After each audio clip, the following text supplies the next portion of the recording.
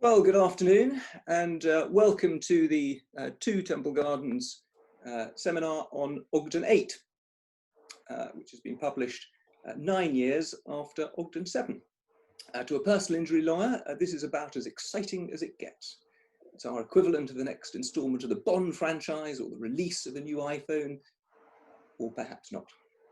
This afternoon, Christopher Russell and I intend to give you a short overview of what's new and what's remained the same. We hope to take not more than about 40 minutes. There are really 3 headlines. First of all, life expectancy has been reduced, albeit not by very much, and Christopher will discuss that. Secondly, the guidance notes have been extensively revised, including important changes in relation to disability. And I'm going to deal with that and contingencies other than mortality. And finally, the final headline is that additional tables have been provided, which should make all our lives a little easier. On reading the notes, I was encouraged to see that Sir Michael Ogden's now famous words from the first edition remain the guiding principle to the 8th edition. Sir Michael wrote, as I'm sure you'll all recall, when it comes to the explanatory notes, we must make sure that they are readily comprehensible. We must assume the most stupid circuit judge in the country, and before him are the 2 most stupid advocates. All 3 of them must be able to understand what we're saying. I always find that very reassuring until I find part of the notes which I don't understand. So we're going to start with Christopher, who's going to give us an overview of Ogden 8 and how mortality contingencies are dealt with. Well, good afternoon, everybody, and thank you very much, Roger. A lot has happened since 2011, when Ogden 7 was brought into the world. We have been excited, or not, about 3 general elections. We have berated 3 prime ministers and had 3 leaders of the opposition, and celebrated no fewer than 7 Lord Chancellors, of whom 2 have had a legal qualification. Those magnificent 7 managed between them 2 changes in the discount rate, from 2.5% to minus 0.75% in March 2017, with further change in June 2019.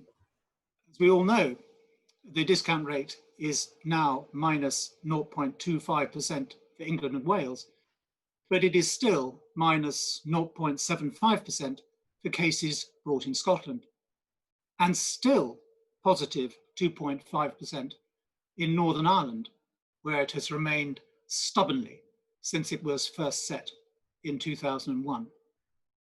It is perhaps idle to speculate whether Lord Chancellors have taken delight in selecting discount rates for which there were no standing figures within the Ogden Tables as they then were. Well, what can you expect from this talk? It's not designed or able within the time frame to be comprehensive, either as a user guide for the Ogden Tables or to hold your hand through the murkier parts of the explanatory notes. It is to flag up some of the important differences between Ogden 8 and Ogden 7, with which we have been familiar for 9 years, with some of us not knowing anything else. In place of the 28 tables in the 7th edition, there are now 36 tables with newly minted additional tables to fill in some of the gaps, of which more later. In place of the 53 pages of explanatory notes to Ogden 7, there are now 61 pages comprising 178 numbered paragraphs compared to the former 91. Inflation can always be counted upon, even with Ogden. The original tables and notes, those are the ones, as Roger was mentioning, for the stupidest advocates and the stupidest judges in the land, had explanatory notes of 4 pages and just 6 tables for multipliers. 2 for life, 2 for earnings lost to retirement age for him of 65 and her of 60, and 2 for pension lost from either 65 or 60. So It's bigger than ever before. But is it better? It is perhaps to be judged by its own self-declared goal, which was to make the quantification of personal injury claims ever more accurate, efficient, and user-friendly. Its design purpose is to assist those concerned with calculating lump sum damages for future loss. And yet, a whole new section E appears, which addresses the algebra-dependent world of periodical payments. There has been some changing of the guard. In previous editions, the explanatory notes were signed off by the government actuary or his deputy. The explanatory notes to Ogden 8 appear above the name of the Ogden Working Party chair, William Latimer. The government actuary has been promoted to author of the foreword. This change is clearly tangible in that the explanatory notes now include more practitioners' guides, as well as simply explaining how to use the tables. This is welcome, for the most part. So, what's new for 2020? And the rhyming answer is plenty, plenty. In my view, the most significant 7 new things are as follows. First, the general section, section A, has been expanded. There's more on life expectancy, especially for atypical cases. There is guidance on interpolation, when a printed multiplier will not fit the bill. And there is more than before on split multipliers for use when rates of loss or expense are expected to vary. I will return to these. Second, the section on contingencies other than mortality, section B, has had a root and branch overhaul with a new definition of disability, recast tables A to D, and warnings of the perils of departing from a strict application. Roger will explore this in detail shortly, as he's just promised. Third, there is an entirely new section C, setting out a welcome introduction to making claims for lost pension, which were previously almost entirely overlooked. Pension claims are now a standalone feature of the explanatory notes, with a summary of pension types available and required by law. Although automatic enrolment has been a creature on the statute books since the Pension Act 2008, and there have been tables for calculating pension loss since the beginning of Ogden, practitioners were left to flounder in what might be seen as a shark-infested pool, where the shadow for an underpleaded claim for pension was a long one, and the potential for negligence claims ripe and ready. The new notes signpost the leading case law and applicable principles and provide worked examples for straightforward cases of both a claimant with a bare minimum auto-enrollment pension and a claimant with an exemplar occupational pension scheme.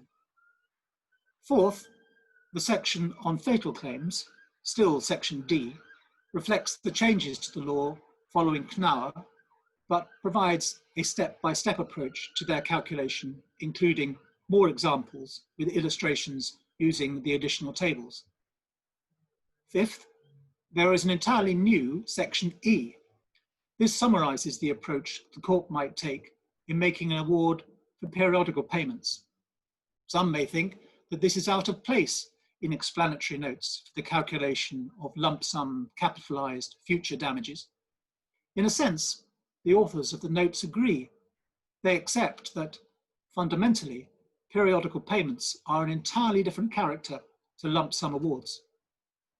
But a note reminding practitioners of the principles behind periodical payments, alternative approaches to indexation, and the thorny area of assimilating PPs for future earnings when there is a residual earning capacity is welcome, at least to me. Sixth, as mentioned earlier, there are 8 more tables reflecting the way we live now and perhaps can expect to live in the future. 4 tables recognize that most of us will have to work to age 68, with figures for loss of earnings to that age and for pension loss from that age. This saves what up to now has been a frequent interpolation exercise. You will still have to do this for pension ages of 66 and 67, unless you dip into the additional tables, but not if your pension age is 80. 4 more tables give figures for those having or choosing to work to their 8th decade, with pension losses thereafter. It's a depressing thought. Finally, there are these additional tables. They're considered by the authors of the notes to be perhaps the most significant development ushered in with Ogden 8. You have to download them from the Government Actuary Department website. They come in Excel format.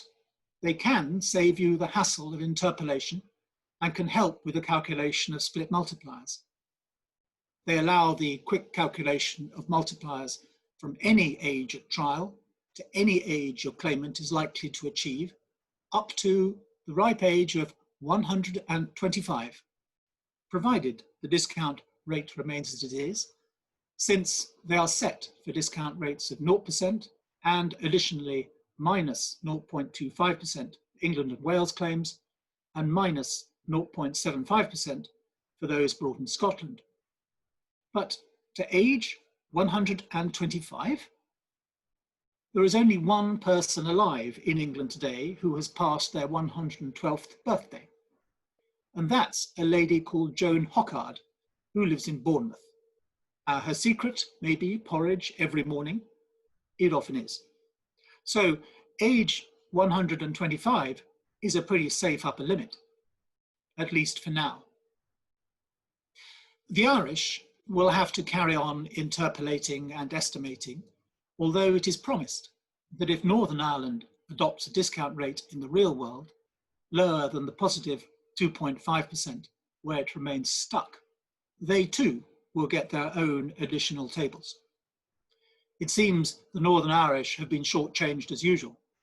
It would, presumably, have only taken a few strokes of the computer keys to have provided additional tables fit for use in that province also. I'd like to explore some of these developments and new bits in a bit more depth.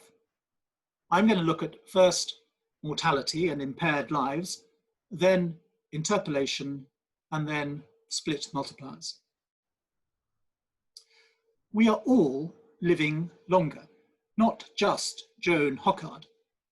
We know this because we're told so on almost a weekly basis, either on the topic of social care or NHS funding or pension provision, right? No, wrong. Not if the approach in Ogden 8, taking its cue from the Office for National Statistics, is to be believed. In 2000, the time of Ogden 4, a man and woman aged 20 could expect to live another 54 and 60 years respectively to the nearest year. At the age of 60, it was another 18 and 22 years. If they reached 80, it was another 6 and 8 years. In 2011, the time of Ogden 7, a man and woman of 20 could expect to live another 67 and 71 years, respectively, a huge increase. At the age of 60, it was another 26 and 29 years. If they reached 80, it was still another 9 and 11 years. Projections of mortality appear on a 2-yearly basis from the ONS. Ogden 7 used the 2008 projections. In Ogden 7's explanatory notes, the author expressed concern at the unabated growth in life expectancy and was contemplating using a different source. Ogden 8 takes its cues from the ONS 2018 projections, published in December 2019, perhaps reassured by a small but measurable dip. According to the 2018 projections, a man and woman of 20 can expect to live for another 66 and 69 years, respectively. At the age of 60, it will be another 25 and 27 years. If they reach 80, it will be another 9 and 10 years. So, men are closing the gap, but the ceiling is coming down. While that may be okay if you're average Joe or Joan, unless it's Joan Hockard, of course, Some claimants or deceasts may be atypical. For the first time, the notes feel it necessary to point out that the tables are based upon average or typical male and female life expectancy, which it is assumed claimants will have unless proved otherwise. As before, the assumptions are based on the UK population as a whole, but Ogden 8 flags up the possibility that there may be clear evidence in an individual case, and this bit is new, that the claimant is atypical and can expect to experience a significantly shorter or longer than average lifespan, to an extent greater than would be encompassed by reasonable variations resulting from place of residence, lifestyle, educational level, occupation, and general health status. Glasgow, with its myths of a deep-fried Mars bar lifestyle, is always wheeled out as the paradigm for low life expectancy in the United Kingdom. But in this jurisdiction of England and Wales, it's notable that you will live, on average, more than 18 years longer if you are a male born in Richmond upon Thames than if you are one born in Blackpool.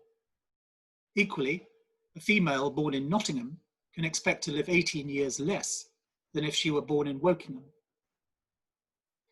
The Ogden figures for life expectancy already take into account matters such as where the claimant lives, and the important words are to an extent greater than would be encompassed by reasonable variations such as place of residence, etc. If your given claimant does have an atypical life expectancy, the court starts with a blank sheet of paper on which a bespoke calculation is to be performed. It's usually a medical issue, but it is an exercise which may involve medical, statistical, actuarial, or other expert evidence.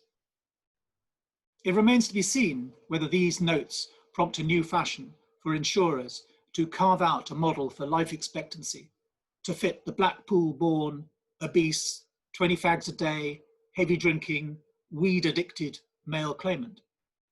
Or if a claimant solicitor will assert atypicity for their Richmond resident client without a recreational vice, save for 2 laps run round Richmond Park every week. What we know is that the courts are generally reluctant to admit expert evidence to argue for a different life expectancy based upon postcode and lifestyle, etc. The notes acknowledged that there may be many reasons why life expectancy will be atypical, usually linked to the effects of the injury and the subject of the claim, but not invariably. This is not new in terms of claim management, but it is new for being in the explanatory notes. The notes prescribe what should be done as a matter of evidence gathering, and also what use should be made of the tables as a consequence. I summarize: where life expectancy is atypical, bespoke life expectancy assessment is required, taking into account not only the consequences of the injury, but also pre- and post-injury factors, both positive and negative, including medical history, family and genetic factors, geography, education, job status, lifestyle, and the accessibility of care, accommodation, equipment, and human support. This is no more than good practice, and what many of us do already, but it helps to have it put down as a checklist, and of particular assistance to those relatively inexperienced in this field or in the legal professions generally. Armed with your typical life expectancy, a long paragraph sets out the way in which the tables should be finessed, but it amounts to what most of us do anyway, which is to assume that the age of the claimant is the relevant number of years different from their biological age. If all else fails, as the notes repeatedly suggest, the advice of an actuary should be sought. Which is unsurprising, given that there were 6 actuaries on the Ogden Working Party.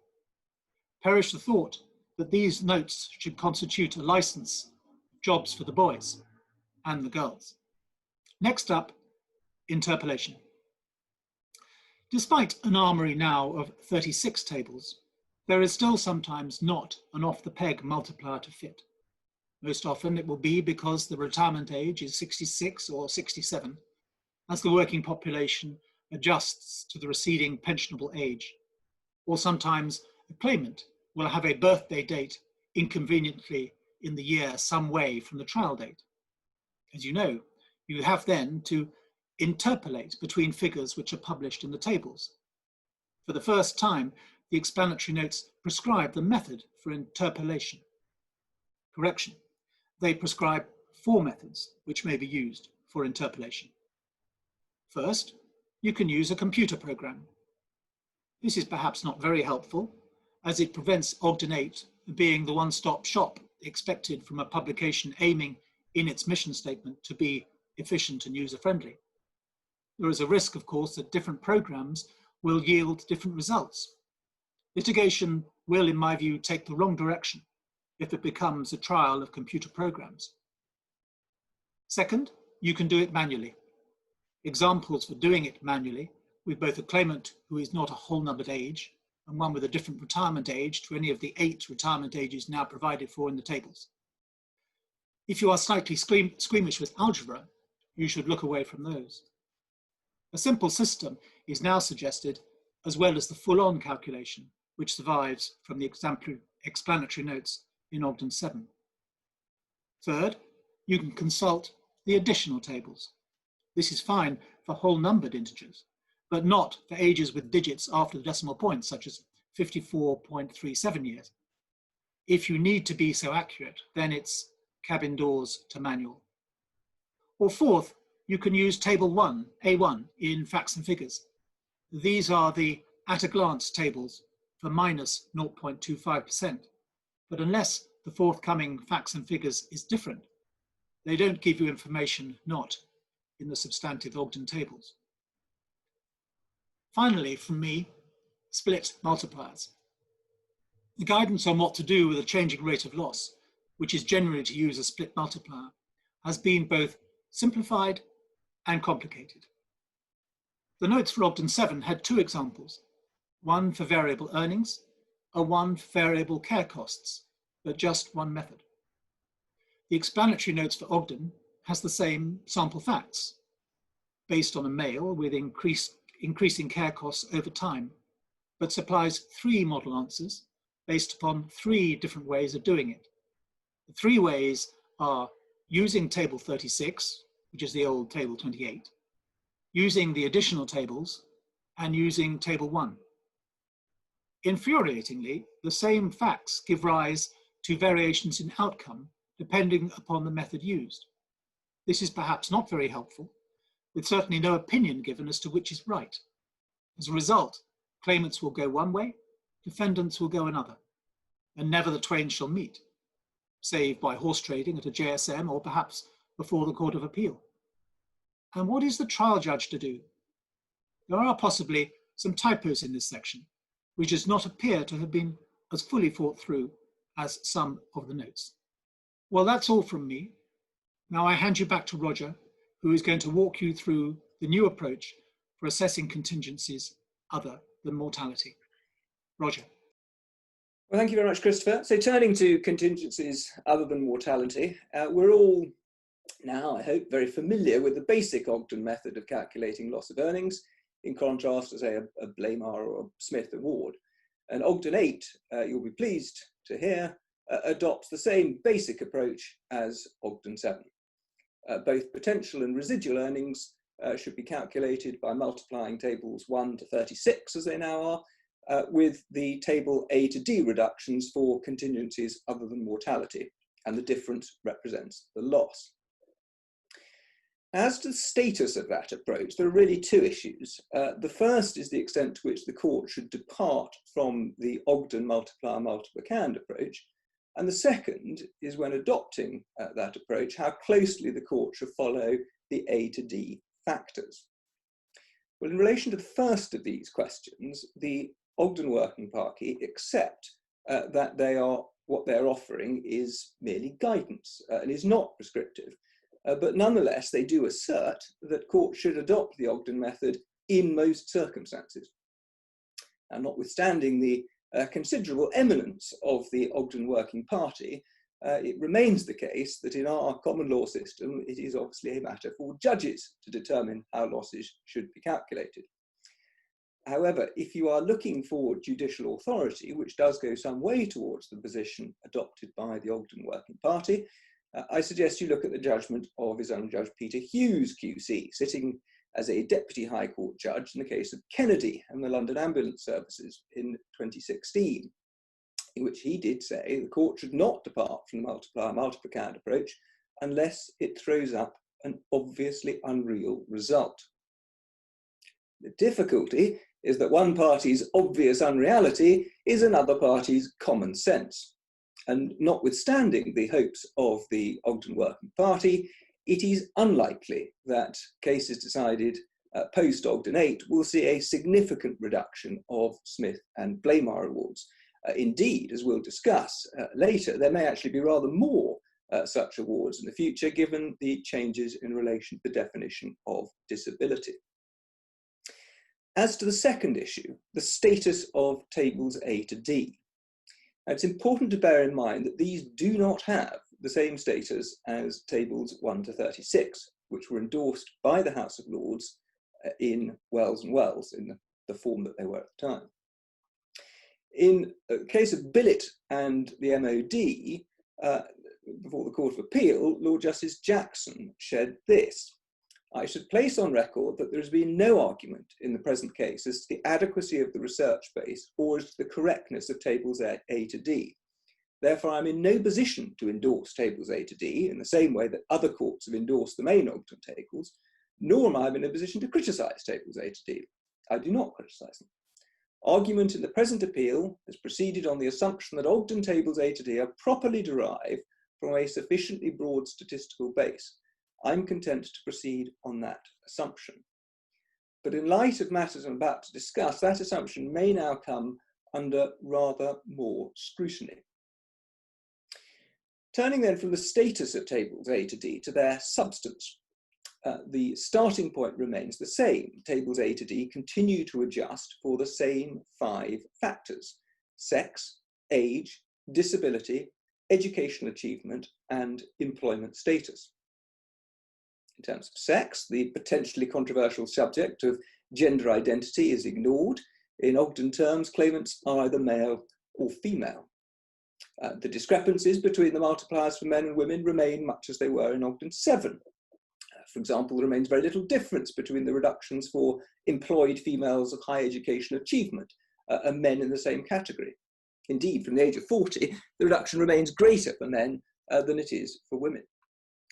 One point that it's perhaps worth bearing in mind is that whilst the tables do expressly make allowance for time off work for women to have children, they don't make any allowance for the likelihood of women returning to part-time work after childbirth.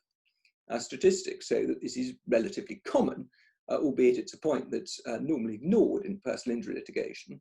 So if one wants to take this point, an additional reduction to the multiplier or a change to the multiplicand would be required. Age.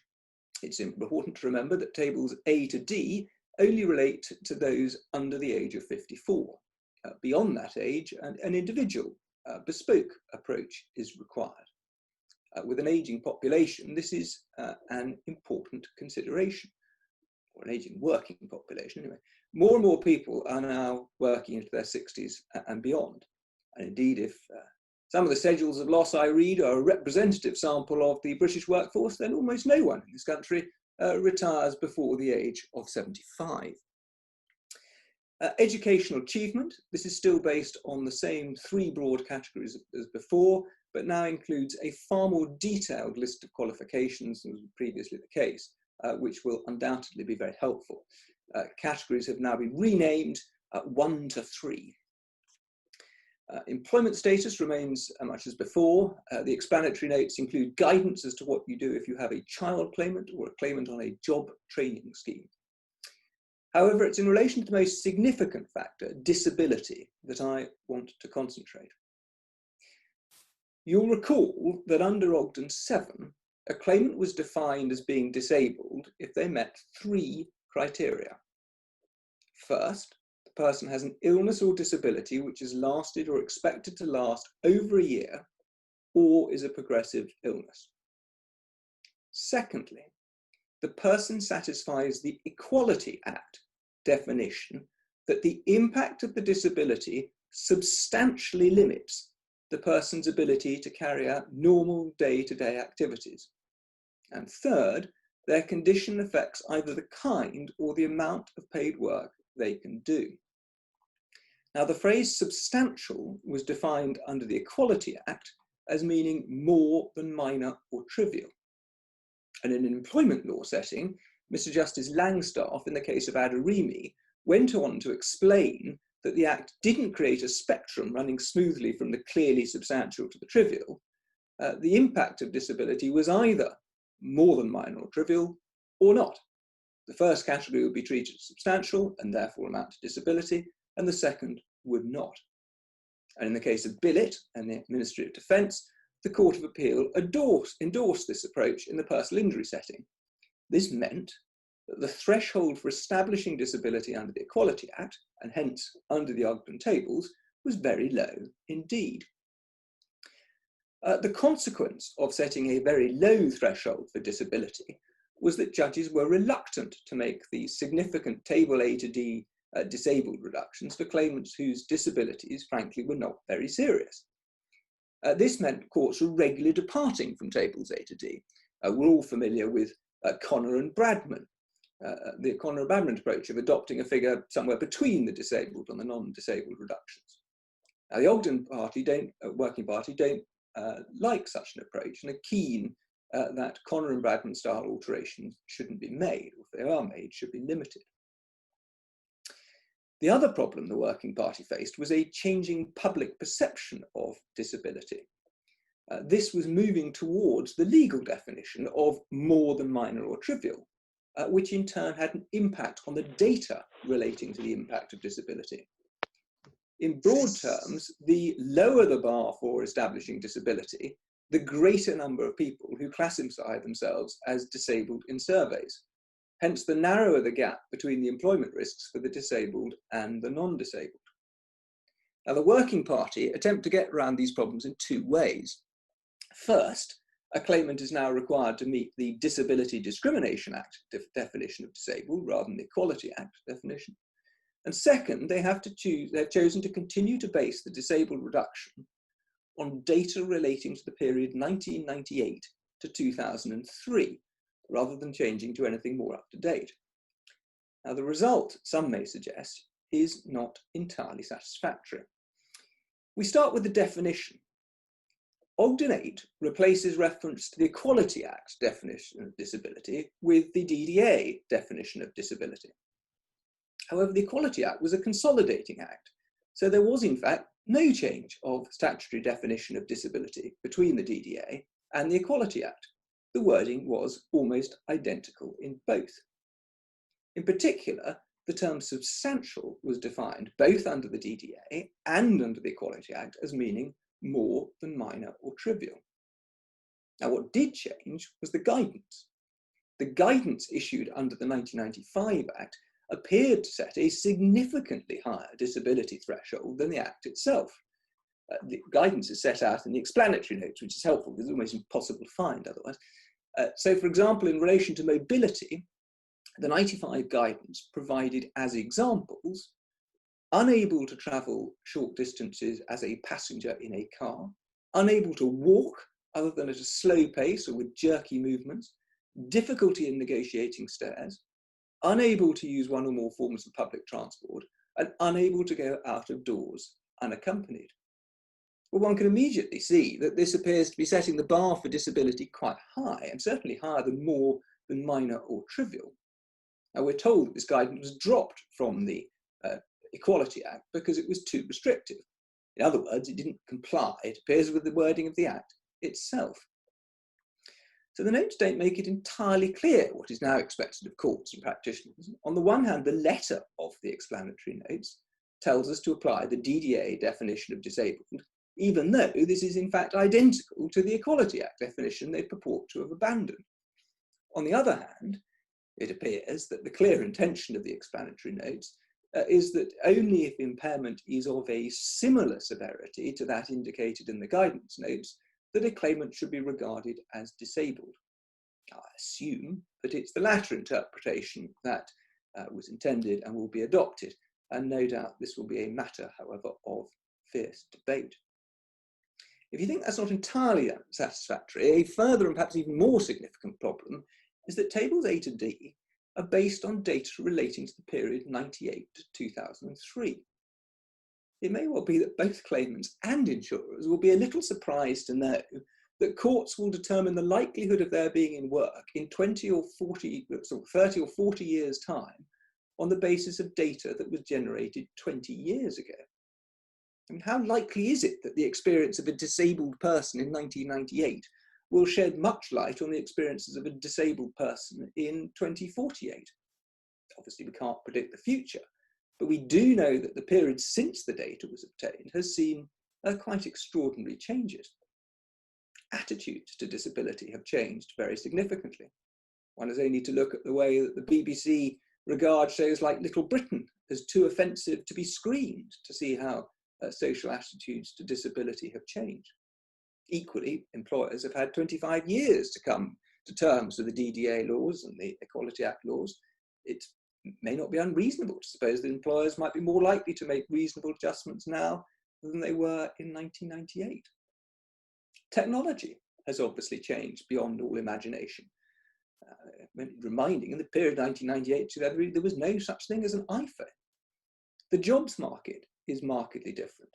The number of people involved in manufacturing industry has reduced by a third since the year 2000. The number of people on 0 hours contracts has increased from about 200,000 to about 900,000. What about the COVID-19 changes? Will the fact that people can now work from home mean that a disabled claimant will have a much better chance of earning an equivalent sum to a non-disabled person? Or will the increase in unemployment have a more adverse impact on the disabled than the non-disabled? And I haven't even mentioned Brexit. Almost 1/4 of the UK working population in 2019 was made up of non-British EU workers. Once the right of those workers to work in the UK has gone, will that job shortage increase the likelihood of the disabled finding work?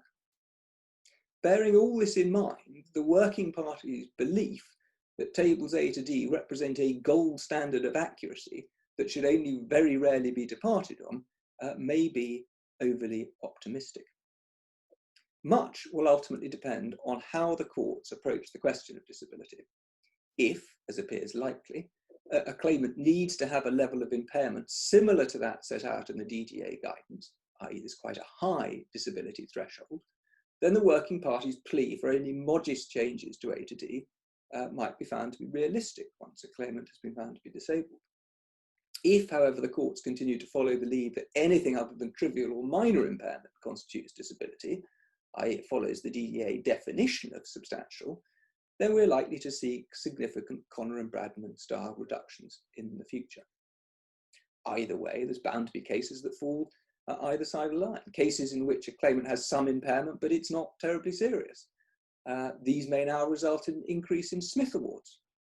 Maybe in appropriate circumstances, these awards might be rather more than the 1.5 times earnings we're used to. It may be that we return to manipulating tables A to D to arrive at a sensible result. In any event, practitioners and judges will have no doubt simply to continue to use their common sense in relation to the specific facts of a case. It may well be, for example, far more relevant in a particular case that a disabled claimant has remained in work for the 5 years since the accident than the fact that table B tells us that 25 years ago, a disabled 40-year-old male with low educational achievements was out of work 85% of the time.